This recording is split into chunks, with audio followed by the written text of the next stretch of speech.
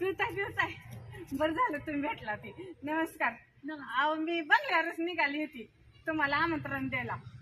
आमच्या बचत गटातल्या बायकांनी एक मीटिंग ठेवली मोठी, असं म्हणजे कार्यक्रम ठेवलाय, त्याचं तुम्हाला आमंत्रण द्यायसाठी चालली. अहो पण तुमच्यामुळे ना आमच्या बचत गटाच्या बायकांचं लय चांगलं चाललंय बघा. काय माहितीये का, तुम्ही इतक्या सुख सुविधा आणल्या. अहो बायकांचं लय हाल व्हायला लागलं होतं. दारू नवरं त्यांचं एक टायमाला अन्नाला महाग झालती ती अन्न खायला, पण ना तुम्ही इतक्या सुख सुविधा आणून दिल्या.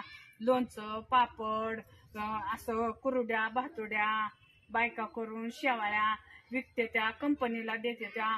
आमच्या बायकांचा ह्या बचत गटाच्या आहे ना सगळा माल बाहेर गावी जातो बघा. त्यामुळं ना तुमचा आभार किती मानावतं आणि किती नाही हे ना आम्हाला म्हणजे शब्दात सुद्धा सांगता येणार.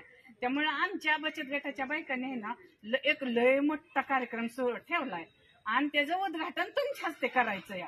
अरे वा.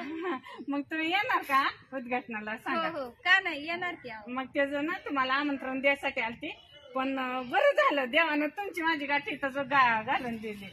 मला वाटलं की तुम्ही असं सांगितलं की तुम्ही गावी जायचं आहे म्हणून मी धावत आली बा. पण बरं झालं गाठ पडली. बरं यावर का 25 तारखेला कार्यक्रम आहे आणि